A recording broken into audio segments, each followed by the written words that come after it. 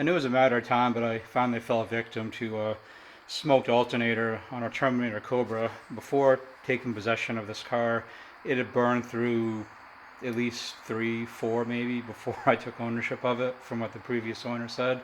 But I feel as though the amount I was spinning that alternator with the VMP, just a matter of time before it killed it. So we're taking out the stock alternator today, and we'll be swapping in a KMJ, which should hopefully resolve all my issues. This isn't necessarily a step-by-step, but I'm just going to take you through the process of taking this damn thing out, because they suck. So if I have to suffer, you guys can suffer with me.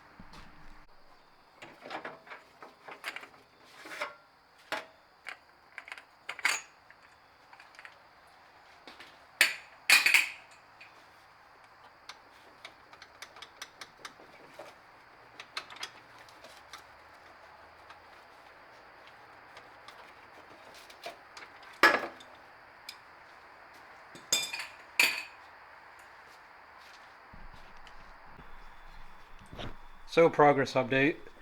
Battery's out down there, still charging. It actually has a green indicator light now, so I think the battery might be okay. Belt is off. It's a pain in the ass getting these belts off. It really sucks. Went to put a jack under it, a jack stand under it, but ran into a problem. The red aluminum jack, which fits underneath the car with a board on it. When I say that, I mean driven up on a board so it can get underneath it. That one will reach the frame rail, but the jack's broken. This Craftsman 3-ton floor jack I've had forever. This one also will fit underneath it with the board, but the problem is it doesn't reach the frame rail without the back end of the jack getting stuffed up underneath here. It gets stuck there before it can reach the actual frame rail. So I was pretty much at a standpoint where I can't get the car up in the air. So I made a compromise, went to Harbor Freight, and finally picked up one of the Daytona jacks that I wanted for a very long time, and now I have the reason to do it. I got the low profile and long reach, so that will get underneath the car and reach that frame rail that's basically in the middle of the car. It's hard to get to. So I'm going to take this out, get it together, and get the car up in the air finally so I can start working on getting the alternator taken out. Probably should have bought one of these a long time ago, especially after getting the Cobra, but I have one now, so that's all that counts, and I'm not going to let a friend borrow this one because that's how the aluminum red one got broken.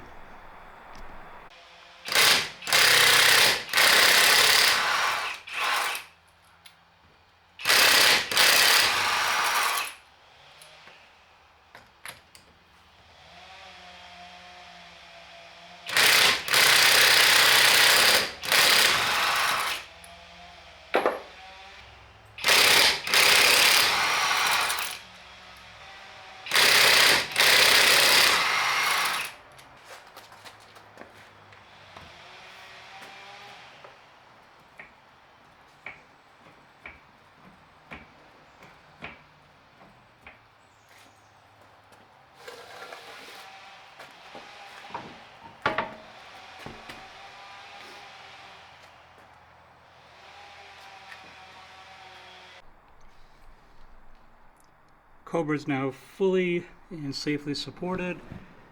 Jack stands on both sides. Always like to err on the side of caution anytime I'm underneath the car doing anything. Just good practice to get into. Just wanted to do a progress update. Like I said, this isn't a how-to tutorial. There's a lot of those already on YouTube, and I don't like to rehash same content already done by other people. But Alternator is out. As amazing as these cars are and that engine is, they're an absolute pain in the ass to work on. Nothing is easy. Everything is so compact inside the engine bay. It's just so difficult just doing everything, no matter what it is. One tip that I would give if you're tackling this project is to undo the power steering fluid reservoir and pull this out of the way, because there's a 10 millimeter bolt down here that has to come out. It's the upper bolt for the bracket. You have to get that bracket loose so that the alternator can drop out. And if you move this power steering reservoir out of the way, it makes accessing that bolt, easier than what it is otherwise. So as far as right now goes, I'm kind of at a standstill. I'm still waiting for the new pulley to come for the new alternator, and I have to wait for the new belt to arrive. So I'm kind of stuck, right now for a few days until everything comes in. But when I pick this up, hopefully it will be putting everything back together. So everything is done. The new alternator is in. It is the KMJ Titan. It's down in there. Overall, it sucked. I hated it. I did have to make a small compromise. If you can see here, the snub idler is gone. I had to do this because I bought 2 different size belts, hoping one would fit. This one fits, but it doesn't fit. Basically, I didn't want to play the back and forth belt game, trying to find the exact one that fit. And the other problem that I was having was that snub idler is a 100 millimeter Metco. That sits so close with this belt that when I was trying to put it back on, it sits so close to this pulley that when I was trying to get this belt on, I couldn't even get the belt between the Metco idler and the actual supercharger pulley. That's how close the tolerance is in that particular spot. It was thinner than the thickness of this belt. So it made it really tough trying to get the belt on because of that. So I made a compromise and I pulled off the Metco idler and I just put the belt on as it is. Now, it runs fine.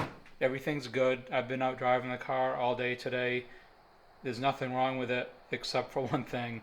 I am getting belt slip. I'm only seeing 13, 14, sometimes 15 psi. So it is slipping. It's not as tight as it needs to be.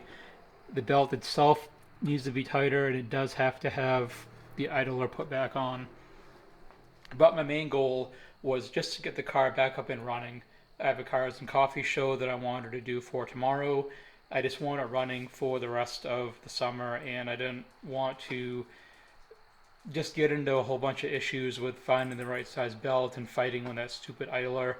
It runs and it drives, it just makes less power. So it's a compromise. When it goes to the shop for the winter, that's going to all get taken care of. Ultimately, what I'm going to end up doing probably is either putting a 90 millimeter on here instead of the 100 for the idler, or dropping down and running the 3.1 supercharger pulley. Or I might do both, just to give that belt a little bit more clearance between the idler and the supercharger pulley. But overall, everything's good. Car runs good. The volts that I'm pulling, it runs driving down the road, doing pulls and regular driving. I see anywhere from high 13s to low 14s for volts. So the KMJ Titan is working well. I do have the 3G wire kit. You see the fuse back there. So that was all wired in before. So now it's actually connected to the KMJ and running as it should.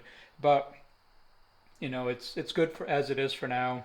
The volts are good, car drives good. So overall, pain in the ass project. I absolutely hate doing alternators on these cars. amazing engines, amazing cars, but man, are they such a pain in the ass to work on. Everything is so difficult, so tight in here.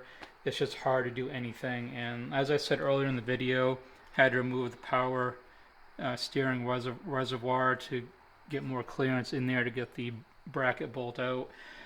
This oil separator was in the way trying to do stuff. It just, the more stuff you cram in here on an already compact area to work on, it just makes it that much more difficult.